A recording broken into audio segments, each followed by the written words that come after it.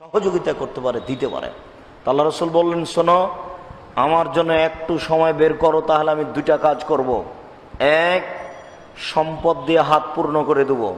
দুই, আমি দারিদ্রতা বন্ধ করে দেব। ওয়াইলাম তাফাল, যদি এমনটা না করো তাহলে আমি দুইটা কাজ করব। কি? আমলা ইয়াদাকা শগলান, তোমার হাতকে আমি দারিদ্রতা দিয়ে, ব্যস্ততা দিয়ে পূর্ণ করে দেবো। নেও, তুমি কত ব্যস্ততা নিতে চাও? দিন রাত তোমার কাছে থাকবে ব্যস্ততা, হিসাব নিকাশ, দোকান পাট, বাজার, ছেলে মেয়ে, ব্যবসা বাণিজ্য সব নিয়ে তোমাকে একবারে এমন ব্যস্ত করে তুলবো যে তোমার পেশাব পায়খানার সমস্যা হয়ে যাবে। যদি আমার জন্য সময় বের না করো তাহলে আমি ব্যস্ততা বেশি করে দেবো। নেও, তুমি কত ব্যস্ততা নিতে পারো? তোমার স্ত্রীকে লাগিয়ে দেবো 10, 12, 15 আইটেম খানা পানি সাজাতে হবে, বানাতে হবে। তাহলে 10, 12, 15 আইটেম যদি খানা পানি বানাই, তাহলে 9টার দিকে যাবে বাজারে, 10টার দিকে, 1টা পর্যন্ত বাজার করলো, ধাক্কা ধক্কা খেয়ে কত কি করে আসলো।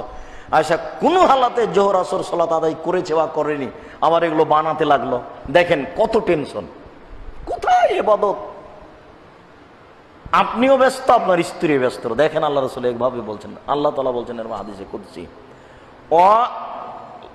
অলাম আশুদ্ধ ফাকরা, তোমার দারিদ্রতা বন্ধ করব না।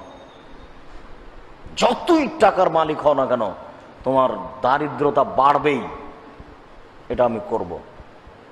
এই জন্য আল্লাহ তাআলা আমাদের নবীকে বলছেন, ফাইদা ফারাগতা ফানসব ওয়া ইলা রাব্বিকা ফারগাব, যখনই আপনি আপনার কাজ থেকে অবসর হবেন তখনই আপনি কঠোর শ্রমে আত্মনিয়োগ করুন। ইবাদত কিন্তু হালকা কাজ নয়। তাহাজ্জুদ পড়া খুবই কঠিন। খেয়ে পেটটা টান টান হয়ে গেছে, এতক্ষণ সালাত আদায় করতে পারবো না জামাতে, এই যে বাড়িতে পড়েনি, ঘরেই পড়েনি। এই জন্য আল্লাহ রাসূল বলছেন, কঠোর ভাবে ইবাদতে আত্মনিয়োগ করুন। মানে ইবাদতের কাজটা খুব কঠিন। ভাবে মনে হচ্ছে, আমরা তো রাজশাহী চাঁপাইনবাবগঞ্জের মানুষ, আপনারা তো ওরকম দেখেছেন কিনা, ওই জমি চাষ করে যারা, ধান গাড়ে জমিতে, তাদের হাতে কুদাল থাকে। তো জমিতে কুদাল দিয়ে ওই আইলটা ঠিক করা, কাজ করা, এগুলো খুব কঠিন কাজ। খেয়ে লেগলে 1 ঘন্টা পরে খাওয়া পেটে আর নেই, পেট খালি। আমরা মনে করি যে এটা হলো খুব কঠিন কাজ। তা আল্লাহ তাআলা আমাদের নবীকে বলছেন যে আপনি কঠিন ভাবে ইবাদতে আত্মনিয়োগ করুন। তা ইবাদতে আত্মনিয়োগ করার জন্য এত কিছু লাগে? জি লাগে। এই কথাটা আল্লাহ রাসূল অন্য জায়গাতে বলছেন। আয়েশা রাদিয়াল্লাহু তাআলা আনহা বলেন, ইজা দাখালা আশরুল আওয়াখির শাদ্দা মিজারাহু আইকাজালাহু, যখনই রমজানের শেষ দশক আসতো, 20 পার হয়ে গেছে, 10 আছে, তখন তিনি ইবাদতের জন্য প্রস্তুতি নিতেন আর লুঙ্গি গুটিয়ে নিতেন। লুঙ্গি গুটিয়ে নেওয়া কি? এটা আমাদের চাঁপাইনবাবগঞ্জের ভাষাতে লেংটি, সেটা নেওয়া, মাল কাঁচা মারা। কাপড়কে এইভাবে গুটিয়ে ঘুরিয়ে নেওয়ার মানে হচ্ছে যে প্রস্তুতি নেওয়া। তা আল্লাহ রাসূল তো এইভাবে প্রস্তুতি নিতেন নাকি? হাদিস তো এইভাবেই আছে। মানে আপনাকে যে জিনিসটা আমি দেখাতে যাচ্ছি, যে ইবাদতের জন্য মানে শ্রম লাগে, খুব প্রস্তুতি লাগে, খুব মনোবল লাগে, যেখানে আত্মার সাথে জেহাদ চলবে। খাওয়া কম হতে হবে, ব্যবসা বাণিজ্য কম হতে হবে, টেনশন কম হতে হবে। সবকিছু কম হলে এটা জোরালো হবে না, সবকিছু বেশি হলে এটা ঘাটতি আসবে। উনি লুঙ্গি গুটিয়ে নিতেন, এটা কি অর্থ করবেন? যেই এলাকাতে যেই ভাষা চলে এর নাম, মাল কাঁচা মারা হোক আর লিংটি মারা হোক আর যেটা হোক, যে যেটা বুঝে। তবে আমরা এরকম একটা গতিকে সবাই বুঝি, ভাষা যেটাই হোক। তা আল্লাহ রাসূল এভাবে করতেন। এ তো আয়েশা রাদিয়াল্লাহু আনহা বলছেন, তাহলে ইবাদতের একটা জোরালো ব্যাপার আছে, নইলে এটা কেন? এই কথাটা আল্লাহ তাআলা বলছেন। এরপরে শেষের বাক্যে বলছেন, ওয়া ইলা রাব্বিকা ফারগাব, আর আপনি আপনার প্রতিপালককে যা বলবেন কাকতি মিনতি করে বিনয়ের সাথে বলেন। আসসালামু আলাইকুম রাহমাতুল্লাহ, আসসালামু আলাইকুম। আল্লাহ রব্বানা আতিনা ফিদ দুনিয়া হাসানাতাও ওয়া ফিল আখিরাতি বিরহমাতিকা ইয়া রাব্বি বিহাক্কি লা ইলাহা ইল্লাল্লাহ। এটা ধর্মকে মজাক করা, এটা একটা ইসলামকে আল্লাহ রাসূলকে এটা মজাক করা। 20 রাকাত তারাবি পড়া রাইফেলের গুলির মতো, সবারই টেনশন আল্লাহ কখন শেষ হবে। বাপরে বাপ, 20 রাকাত কি আর এখানে আছে? ইমাম সাহেব খুব টেনশনে আছে কখন যে ভুল হয়। সব হাফেজ কিন্তু ভুল ধরবে না, তার মানে ও আগাতে পারবে না। আবার খাতমে কোরআন, কোরআন মাজিদ শেষ করতে হবে। দেখেন সবাই বিপদে। আচ্ছা কান্নাকাটি কে করবে বলেন? কে কান্নাকাটি করবে? আমরা আবার আহলে হাদিস, আমরা বংশালের মানুষ, আমরা আমাদের ওই 27 রমাজান, 25 রমাজান, 21 রমাজান খাওয়ার ধুন আর রাত্রি জাগা আর বক্তব্য, কিভাবে যে এগুলা ঢুকলো বুঝতে পারলাম না। ইবাদত কোথায়? আর একটা ঢুকে গিয়ে এটা ইবাদত হয়ে গেছে, যেটা ইবাদতই না। আমি আপনাকে বলছি, আল্লাহ বললেন ওয়া ইলা রাব্বিকা ফারগাব, আপনি আপনার প্রতিপালককে কাকতি মিনতি করে বিনয়ের সাথে বলেন। এ কথা আল্লাহ বলছেন আমাদের নবীকে। নইলে আপনি এখনই কোরআন মাজিদ খুলে দেখেন, সূরা নাসর। জি, তাহলে একাই নির্জনে হতে হবে, 2 রাকাত সালাত আদায় করতে হবে। তারপর আল্লাহকে বলতে হবে আমি বড় গুনাহগার, তুমি বড় দয়াবান, আমি বড় অপরাধী, তুমি বড় ক্ষমাবান, তুমি একটু দয়া করো, তুমি আমাকে মাফ করো। এভাবে বলতে বলতে বলতে 2 চোখের পানি ঝরঝর ঝরঝর করে ঝরবে। তখন আল্লাহ দেখবেন যে এই লোকটা ক্ষমা চাচ্ছে। তখন আল্লাহ বলবেন আচ্ছা ঠিক আছে ক্ষমা করলাম। নইলে আল্লাহ কেন আমাদের নবীকে বলছেন বিনয়ের সাথে কাকতি মিনতি করে বলুন। এলাকার ভাষাতে কাকতি মিনতি করে যেটা চলে সেটাই ভাষা। একটা বিলাইকে এক থাবা দিবেন বিড়ালকে, আবার দৌড়িয়ে আসবে, আবার এক থাবা দিবেন বিড়ালকে, আবার আসবে। ওটা হলো আপনার কাছে বিনয়ের সাথে চাচ্ছে। এইভাবে বিহাক্কি লা ইলাহা ইল্লাল্লাহ হয়ে গেল দোয়া, এটা ইবাদত হলো। এগুলো হয় না, শরীয়তকে এগুলো মজাক করা, এগুলো কিছুই না। সম্মানিত উপস্থিতি, সূচনাতে আপনাদের 2টা কথা বলতে গিয়ে একটু বেশি হয়ে গেল।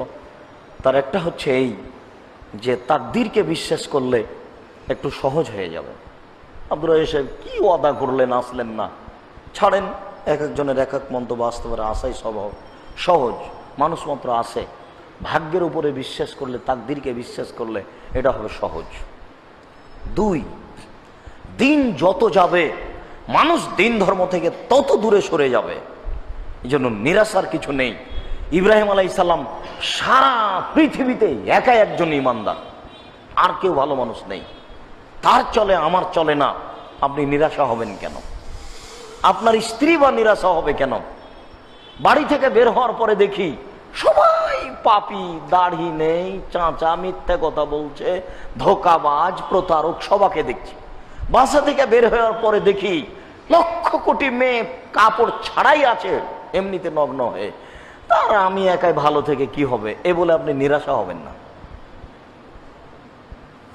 ইব্রাহিম আলাইহিস সালাম আর তার স্ত্রী ইব্রাহিম আলাইহিস সালাম বলছেন সারা এই মাটির উপরে মাত্র 2 জন মুমিন ইমানদার, আমি আর তুমি।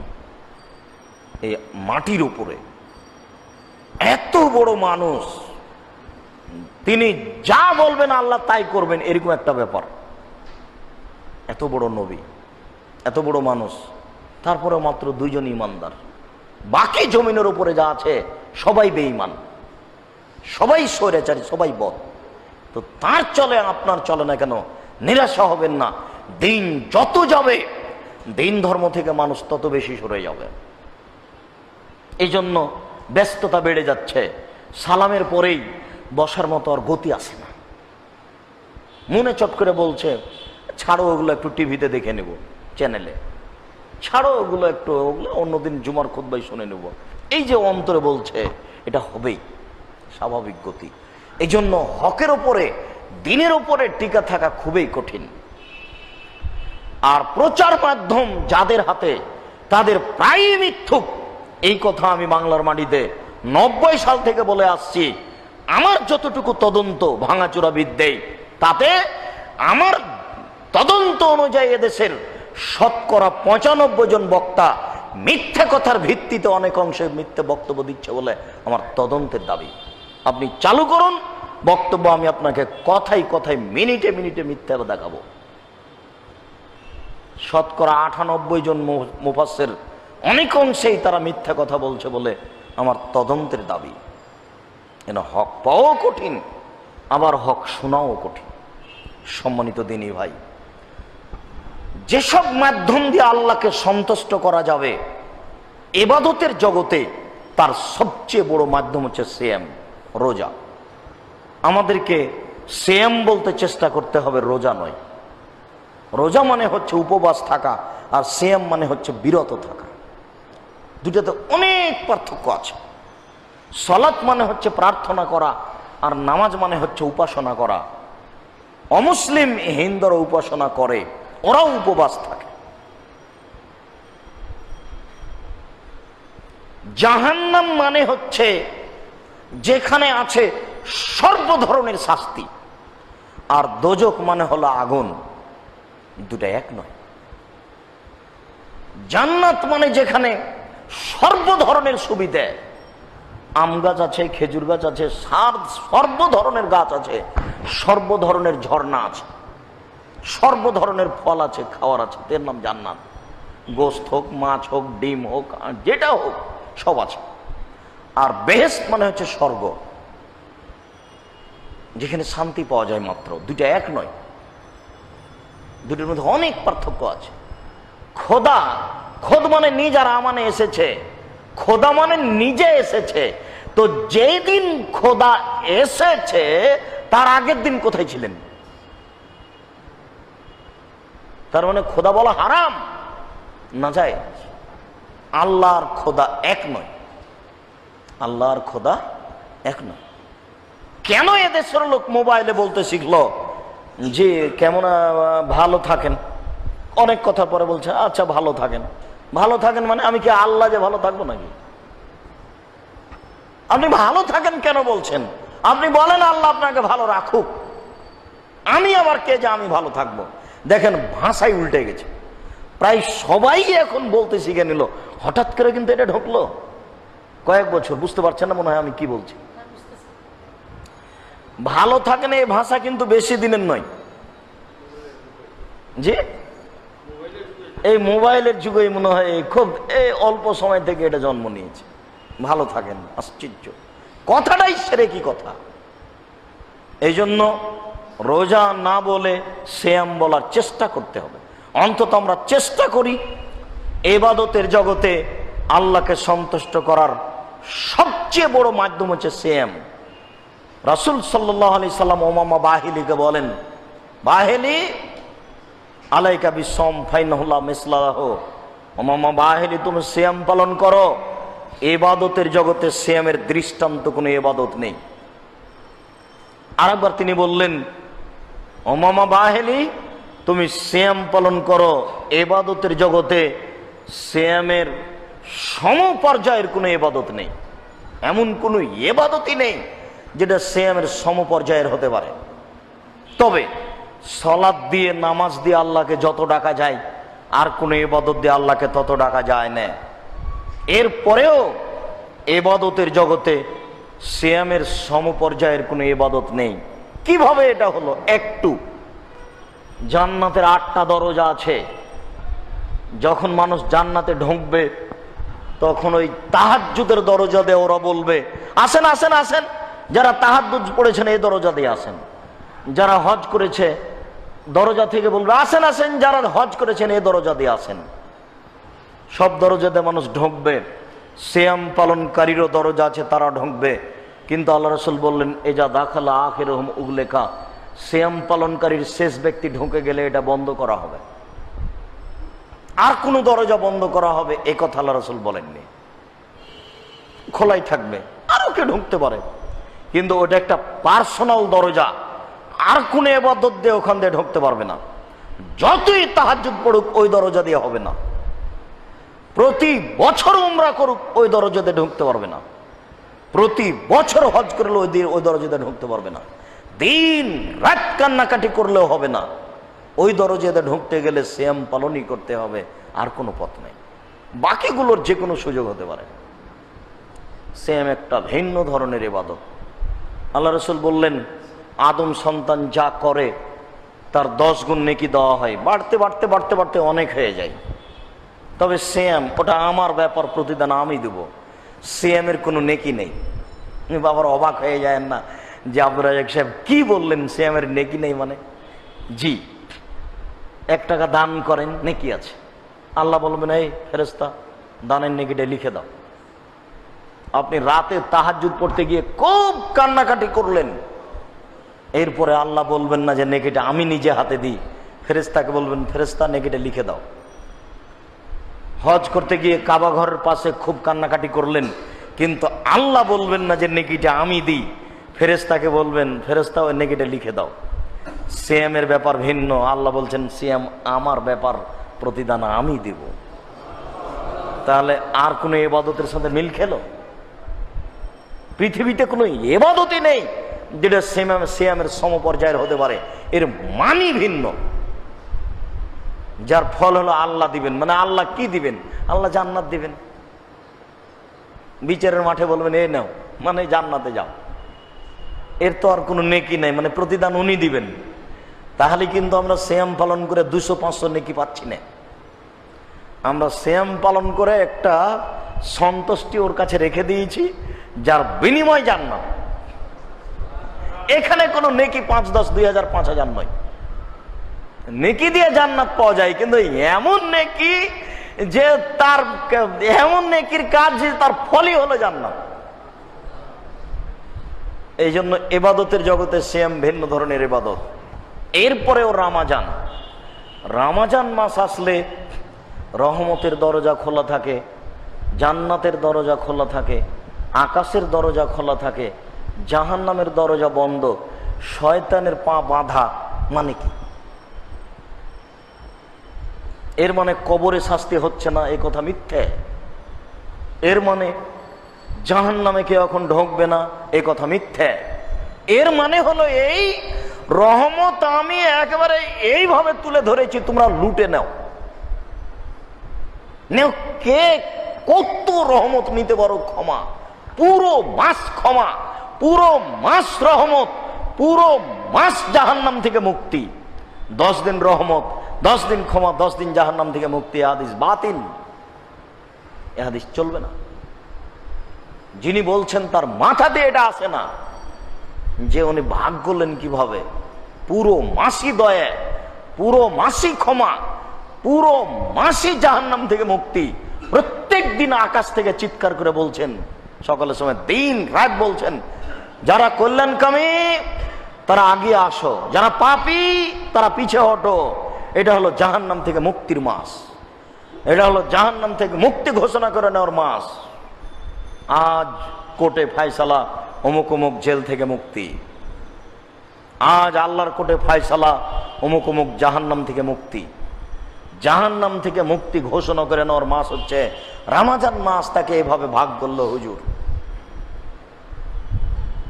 1 টাকা দান করলে অন্য মাসে জানে কি হয়, এই মাসে তার চেয়ে 69 গুণ বেশি নেকি হয়। হাদিস মিথ্যে, এটা জাল। অন্য মাসে 1 টাকা দান করলে যত নেকি হয়, এই মাসে 1 টাকা দান করলে তার চেয়ে কোটি কোটি বেশি নেকি হয়। কত বেশি নেকি হয় তা মানুষ জানে না। এর নাম দয়া, এর নাম রহমত, এর নাম ক্ষমা। রমজান মানে কোন নেকির হিসাব নেই, কিন্তু বলে কে যে সুবহানাল্লাহ? এটা বলবে কে?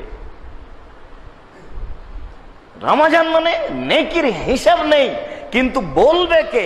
আস্তাগফিরুল্লাহ ওয়া আতুবু ইলাইহি, বলবে কে? প্রায় সবাই বেদাতি, প্রায় সবাই সীমা লঙ্ঘনকারী, প্রায় সবাই হারামখোর, প্রায় হচ্ছে আপনার অন্যায়ের সাথে জড়িত। এক একজন এক এক দল নিয়ে, আর মত নিয়ে, আর মাঝহাব নিয়ে, আর আহাল পরিবার নিয়ে সবাই মত্ত আছে। আল্লাহকে সন্তুষ্ট করার জন্য কে বলছে একবার আস্তাগফিরুল্লাহ ওয়া আতুবু ইলাইহি? তাহলে রহমতকে লুটে নিবে। কেন? রহমতের দরজা খোলা, জান্নাতের দরজা খোলা মানে রহমতের দরজা খোলা, আকাশের দরজা খোলা মানে রহমতের দরজা খোলা, জাহান্নাম বন্ধ মানে রহমতের দরজা খোলা, শয়তানের পা বাঁধা মানে রহমতের দরজা খোলা। এটা কে নিবে? মান সামা রামাজানা ঈমান ও ইহতিসাবান গফিরাল্লাহু মা তাকাদ্দামা মিন জামবিহি। কেউ যদি ঈমান সহকারে নেকির আশায় রমজান মাসের সিয়াম পালন করে তাহলে তার অতীতের সব পাপ ক্ষমা করা হবে। দুঃখিত, আল্লাহ রাসূল সরাসরি বললেন না, দুইটা কথা লাগিয়ে দিলেন। এক, ঈমান সহকারে। দুই, নেকির আশায়। নেকির আশা তো সবাই করি, জেনে বুঝে করি আর না করি, কিন্তু ঈমান সহকারে আশা করছি এটা যে কঠিন। ঈমান আছে কিনা নিজেই বুঝতে পারি না। ঈমান আছে কিনা নিজেই বুঝতে পারি না। সব মিলে, পরিবার মিলে, অর্থ সম্পদ মিলে, চলার গতি নিয়ে, নেতৃত্ব নিয়ে সবকে জমা করে দেখতে হবে ঈমানটা আমার আছে কিনা। ঈমানই যদি না থাকে তাহলে তো ওই প্রথমে আমি কেটে গেছি। মান সামা রামাজানা ঈমান ওয়া ইহতিসাবান, ঈমান সহকারে নেকির আশায়, তাহলে সব পাপ ক্ষমা হয়ে যাবে। তাহলেও রহমতকে লুটে নিচ্ছে, জান্নাত চলে যাবে। ওইখানে যে কথাটি আল্লাহ বললেন, আল্লাহ রাসূল বললেন, সেটা হচ্ছে এই যে আমি নিজ হাতে নেকি দিব কেন? দুইটা কারণে। এক, আমি আল্লাহ আমার কারণে খাদ্য ছেড়েছে। এক। দুই, আমার কারণে প্রবৃত্তিকে ছেড়েছে।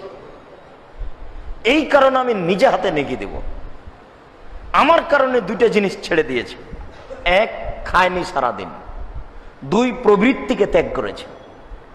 এই কথা দুটো আল্লাহ বলছেন, এখন সব সময় আল্লাহ বলছেন।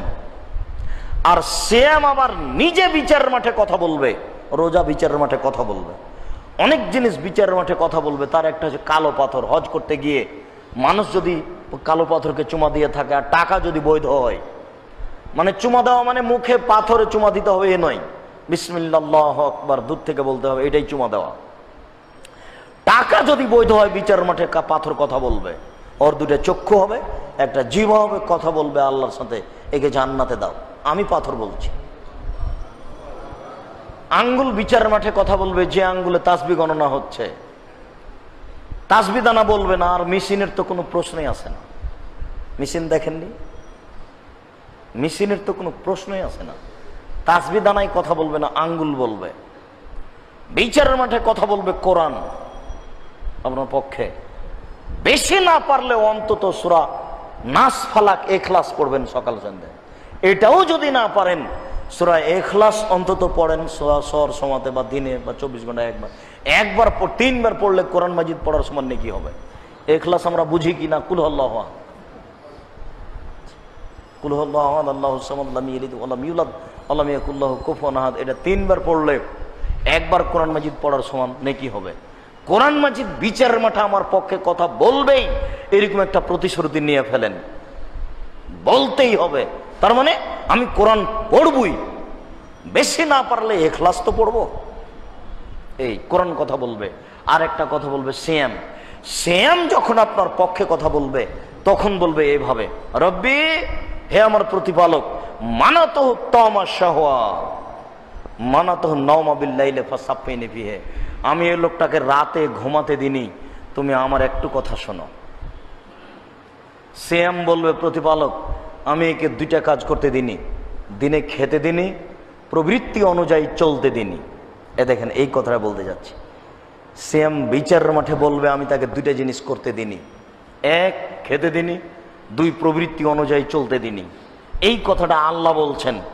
আমি তাকে নিজ হাতে নেকি দিব কেন? এক, ভাত খায়নি, খাদ্য খায়নি এ কারণে। দুই, প্রবৃত্তি অনুযায়ী চলেনি। প্রবৃত্তি কি জিনিস? সকালে উঠে দাড়ি চাঁচা লাগে, এর নাম প্রবৃত্তি। টাকনুর নিচে প্যান্ট না থাকলে ভালো লাগে না, এর নাম প্রবৃত্তি। টাকা পয়সা মিথ্যে কথা দিয়ে না ব্যবসা করলে ভালো লাগে না, এর নাম প্রবৃত্তি। নির্বাচনে এই সেই কথা বলতে হবে, না হলে হচ্ছে না, এর নাম প্রবৃত্তি। স্ত্রী ছোট ব্লাউজ পরে বাজারে ঘুরছে, এর নাম প্রবৃত্তি। নগ্ন পোশাক পরে হাট বাজার করছে, এর নাম প্রবৃত্তি।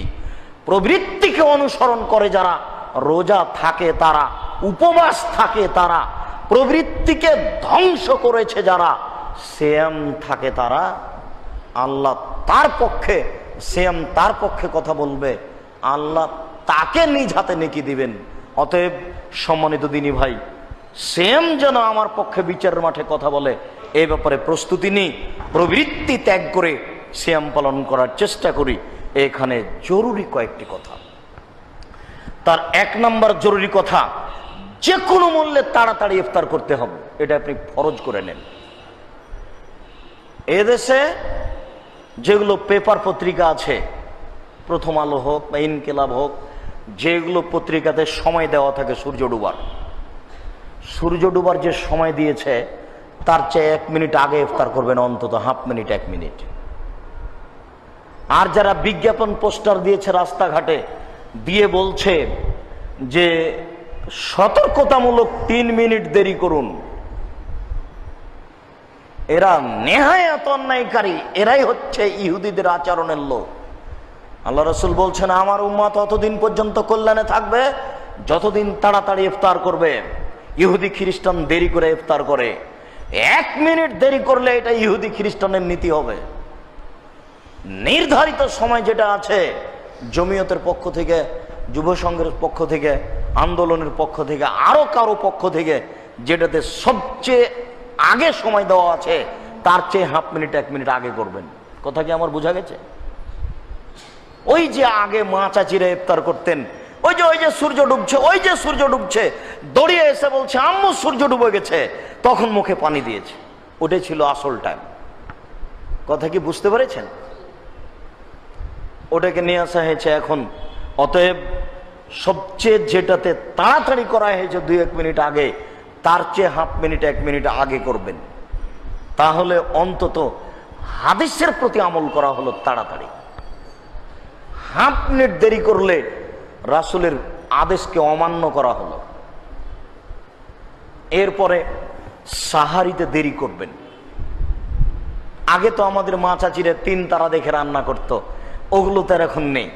এখন অপেক্ষা করেন, একটু কোরআন তেলাওয়াত করেন, আর 15 মিনিট আছে আজানের, খেতে বসেন। 5-7 মিনিট আগে খাওয়া শেষ করেন, যাতে করে 2 রাকাত সালাত আদায় করতে করতে ফজরের আজান হয়।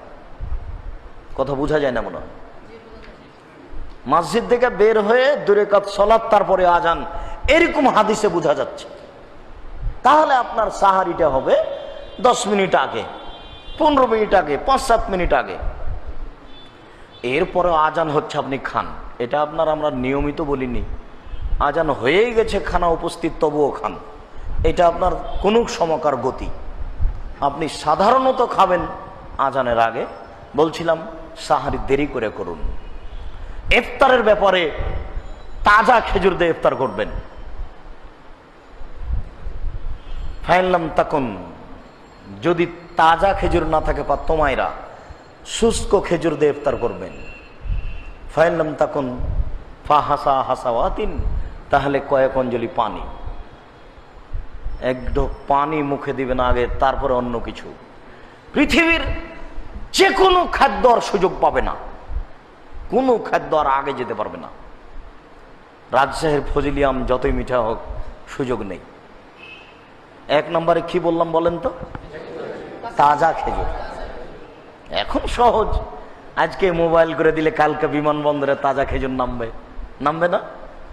আজকে বর্তমানে সহজ। তাজা খেজুর না থাকলে শুষ্ক খেজুর, যদি তাজা শুষ্ক কোনোটাই না থাকে তাহলে পানি দিয়ে ইফতার করবেন। দিনে স্বপ্ন দোষ হলে সিয়ামের কোনো সমস্যা হয় না। স্ত্রী মিলনের পরে ঘুমিয়েছিলাম, সকাল 8টা হয়ে গেছে, সিয়ামের কোনো সমস্যা হবে না। রাত 2টার সময়তে সাহারি খেয়ে নিয়েছি, এখন স্ত্রী মিলন বন্ধ, এ কথাও নয়। যখন আজান হবে তখন বন্ধ, যখন খাওয়া বন্ধ তখন এসব বৈধ কাজগুলি বন্ধ। যতক্ষণ পর্যন্ত খাওয়ার চালু জায়েজ আছে, ততক্ষণ পর্যন্ত এগুলি কাজও জায়েজ আছে। কাঁচা ডালে মেশক করলে কোনো সমস্যা নেই, পেস্ট দ্বারা দাঁত পরিষ্কার করলে কোনো সমস্যা নেই, আতর সুরমা ব্যবহার করলে কোনো সমস্যা নেই, ইনহেলাল ব্যবহার করলে কোনো সমস্যা নেই। খাদ্যমূলক নয় চিকিৎসামূলক ইঞ্জেকশন, এতে কোনো সমস্যা নেই। খাদ্যমূলক ইঞ্জেকশন চলবে না। গুল ব্যবহার করা যাবে না, এটা আবার খাদ্য। ওরকম মানুষকে আপনি 2 দিন খাবার দিয়ে না, শুধু গুল মুখে দিতে দেন, তাও চলবে। গুল মুখে দেওয়া যাবে না, গুল দাঁত দিয়ে পরিষ্কার করা যাবে না, এগুলি হারাম।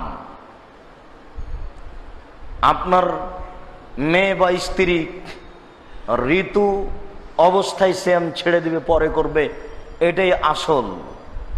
বড়ি খেয়ে ট্যাবলেট খেয়ে ঋতু বন্ধ করে সিয়াম রাখতে পারে, কোনো সমস্যা নেই। সম্মানিত দিনী ভাই, টাকা দিয়ে ফিতরা দিবেন না, শস্য দিয়ে দিবেন। যে কোনো মূল্যে টাকা দিয়ে ফিতরা আদায় হবে না, এটাই চূড়ান্ত। টাকা দিয়ে ফিতরা আদায় হবে না, এটাই চূড়ান্ত। টাকা দিয়ে ফিতরা আদায় হবে না, এটাই চূড়ান্ত। সারা পৃথিবীর মানুষ যদি টাকা দিয়ে ফিতরা আদায় করে, সারা পৃথিবীর মানুষই গুনাহগার, এই কথাই ঠিক। শস্য দিয়ে ফিতরা আদায় করুন, ঈদের দিন করুন, ঈদের একদিন আগে করুন। প্রথম সিয়াম থেকে 15 দিন থেকে 20 দিন থেকে এগুলো একটাও চলবে না। এই ব্যাপারে আপনার পিতাই যথেষ্ট বৈশিষ্ট্যে। দেখতে পাচ্ছিলেন না, আপনার পিতা ঈদের দিন সকালে আগে চাউল নিয়ে যেত, ধান নিয়ে যেত, জমা দেওয়ার পরে ঈদের মাঠে। মনে পড়ছে না এগুলি? ঈদের দিন ছিল এটা, আজকে 15 দিনে চলে আসলো কেন? ফকিরদের সুবিধা, ফকিরদের সুবিধা লাগবে না, ফকিরদের সুবিধার প্রয়োজন নেই, শরীয়তের প্রয়োজন। বন্টন কবে হবে সর্দার বুঝবে। ঢাকা শহরে আছে কিসের সর্দার? ঠিক আছে, আপনি মেপে রাখেন ঈদের দিন সকালে বা ঈদের আগের দিন, সেদিন পেলে ভিক্ষুককে দেন, তখনই দেন। ভিক্ষুক নাই 2 দিন পরে দেন। ফিতরার ব্যাপারে খুব সতর্ক সাবধান থাকবেন, সামান্যতম পিছপা হবেন না। যেমন ভাবে ইফতারের ব্যাপারে কঠোর হওয়ার জন্য বললাম, শেষের 10 ওয়াক্তের ব্যাপারে আপনারা খুব সতর্ক হন। শেষের 5 রাতের বক্তব্য চলবে না, খাওয়া পানি এইভাবে চলবে না, এইভাবে রান্না বান্না চলবে না, এইভাবে জিলাপির অনুষ্ঠান চলবে না। এটা চূড়ান্ত বেদাত। এর ব্যাপারে মুখ খোলার কারো সাহস নাই, কিয়ামত পর্যন্ত হবে না। এই 5 রাত্রি ছিল কান্নাকাটির রাত্রি। এই রাত্রিতে কিভাবে ইবাদত করব? কম খাই, এটা হলো প্রথম প্রস্তুতি। দ্বিতীয়, জামাতে এশার সালাত আদায় করে নি, তারপরে একটু শুয়ে যাই, 1 ঘন্টা 8 ঘন্টা দেরি করি। রাত 11টা 11:30 হয়ে এসেছে, মসজিদে বা নিজের ঘরে নির্জনে আল্লাহু আকবার বলে সালাত আরম্ভ করব 8 রাকাত। আমি তো হাফেজ নই, সূরা ফালাক আর সূরা নাস মুখস্থ আছে। আচ্ছা ঠিক আছে, তাই থাক। আল্লাহু আকবার বলে সূরা ফাতিহা পড়ি, এরপরে বিসমিল্লাহ সূরা ফালাক, বিসমিল্লাহ সূরা নাস, বিসমিল্লাহ সূরা ফালাক, বিসমিল্লাহ সূরা নাস পড়তে পড়তে পড়তে যখন ভাববো আর দাঁড়িয়ে থাকতে পারি না, তখন যাব রুকুতে। রুকুতে বলতে থাকবো সুবহান রাব্বিল আযীম। ভাবছি এখন আর থাকা যায় না, তখন উঠবো। সিজদায় যাব, বলবো সুবহান রাব্বিয়াল আলা, বলতে থাকবো লক্ষ কোটি বার। যখন ভাবছি আর থাকা যায় না, তখন উঠে আসবো, দোয়া পড়বো, আবার যাব বলবো। এ হবে 1 রাকাত। এইভাবে আর 1 রাকাত, এ হলো 2 রাকাত। এইভাবে আর 2 রাকাত, এ হলো 4 রাকাত। পাশা কারো থাকা হবে না। স্ত্রী থাকলে কিন্তু কান্নাকাটি করা যাবে না, কেমন কেমন লাগবে। ছেলে মেয়ে থাকলে কিন্তু হবে না। ঘরে কেউ আসে না, ঘরে যেন হঠাৎ করে কেউ দরজায় হাত না দেয়। দরজায় হাত দিলে কিন্তু আপনার কান্নাকাটির ভাবটা কেটে যাবে। প্রয়োজনে দরজাটা বন্ধই করে দেন। এরপরে তাসবিহ তাহলিল জিকির আজকার, হাত তুলে দোয়া, ক্ষমা। কিভাবে ক্ষমা নেবেন? আপনাকে এখনই ক্ষমা নিতেই হবে, যে কোনো মূল্যে। কেঁদেই নিতে হবে, যে কোনো মূল্যে নিতেই হবে। এরকম একটা আপনি প্রস্তুতি নেন, ঘন্টা যাবত, 1.5 ঘন্টা যাবত, 2 ঘন্টা যাবত। রমজান পার হয় না যেন আল্লাহ আমাকে মাফ করা ছাড়া, তুমি একটু দয়া করো, আমাকে মাফ করো। আমার মাফ হবে না, রমজান পার হয়ে যাবে, এটা আমি চাই না। আস্তাগফিরুল্লাহ ওয়া আতুবু ইলাইহি। রব্বিগফির ওয়ারহাম ওয়া আনতা খায়রুর রাহিমিন। তুমি বড় দয়াশীল, তুমি বড় ক্ষমাশীল, তুমি দয়া করো, তুমি ক্ষমা করো। তুমি বড় দয়াশীল, তুমি বড় ক্ষমাশীল। রব্বি আন্নি মাসানি যুররু ওয়া আনতা আরহামুর রাহিমিন, হে আমার প্রতিপালক আমি বড় বিপদে, তুমি বড় দয়াবান। রব্বি ইন্নী যালামতু নাফসি ফাগফিরলি, হে আমার প্রতিপালক আমি অন্যায় করেছি, তুমি আমাকে মাফ করো। বলতেই থাকেন, দুই চোখের পানি ঝরঝর ঝরঝর করে যখন ঝরবে তখন আপনি বুঝতে পারবেন যে আমি আল্লাহর কাছে ক্ষমা চাচ্ছি। ছেলে মেয়ে আহাল পরিবার কি বলতে চাচ্ছেন সব বলে শেষ করে নেন, এরপরে আবার 4 রাকাত দেখবেন ফজর হয়ে এসেছে। ওইভাবে এটাই ছিল আয়েশা রাদিয়াল্লাহু তাআলা আনহাকে জিজ্ঞাসা। আয়েশা রাদিয়াল্লাহু তাআলা, আপনি রাসূলের ইবাদতের ব্যাপারে বলেন। তিনি বললেন রমজান এবং রমজানের বাইরে 11 রাকাতের বেশি তিনি সালাত আদায় করেননি। তোমরা জিজ্ঞাসা করো না আমাকে তার সুন্দরতা সম্পর্কে, তোমরা জিজ্ঞাসা করো না আমাকে তার সালাতের দৈর্ঘ্যতা সম্পর্কে, কত যে দীর্ঘ সালাত ছিল তোমরা আমাকে জিজ্ঞাসা করো না, আমি তোমাদেরকে কি দিয়ে বুঝাই সেটা যে কত সুন্দর ছিল তোমরা আমাকে জিজ্ঞাসা করো না, আমি কি দিয়ে বুঝাই। বলেন তো 20 রাকাত তারাবি যেটা রাইফেলের গুলির মতো চলছে, এটার সাথে ওইটার কি সম্পর্ক? চ্যানেল হাতে থাকলেই বলতে হবে 20 রাকাতের হাদিস জাল, এ কথাই চূড়ান্ত। 20 রাকাতের হাদিস জাল, এ কথাই চূড়ান্ত। 20 রাকাতের হাদিস জাল, এ কথাই চূড়ান্ত। উমর রাদিয়াল্লাহু তাআলা 20 রাকাত পড়েছেন, এটা তার উপরে অপবাদ। উমর রাদিয়াল্লাহু তাআলা 20 রাকাত পড়েছেন, এটা তার উপরে অপবাদ। উমর রাদিয়াল্লাহু তাআলা 20 রাকাত পড়েছেন, এটা তার উপরে অপবাদ। 8 রাকাতই চূড়ান্ত। পৃথিবীর মানুষকে 8 রাকাতই পড়তে হবে। 3 রাকাত ভেতর পড়বে, সুন্দর করে দীর্ঘ সময় পড়বে। মসজিদে নববীতে হচ্ছে যে, কাবা ঘরে হচ্ছে যে, সারা আরব ভূখণ্ডের আর কোনো মসজিদে হয় না। এই 2 মসজিদে হয় কেন? এটা হলো হুকুমি সরকারি নামাজ। এখনো এই 2টা মসজিদ তুর্কিদের অধীনে। 8 রাকাত চালু করলে সমস্যা হবে, এই জন্য হুজুরেরা সাহস করে না। মদিনা বিশ্ববিদ্যালয়ের শিক্ষক ছাত্র 8 রাকাত হলে চলে যায় আর বলে এখন শুরু হলো সরকারি নামাজ। এই 2 মসজিদ ছাড়ার কথা নাই। কাজেই ওখানকার ধর্ণা দিয়ে চলবে না। চ্যানেল হাতে থাকলে সব কিছু দখল করে বলতে হবে, এ কথা নয়। কিয়ামত পর্যন্ত তাদের হাতে চ্যানেল থাকবে, এ কথাও মিথ্যে। একদিন আমাদের হাতে চ্যানেল আসতে পারে, যেদিন আসবে সেদিন তারা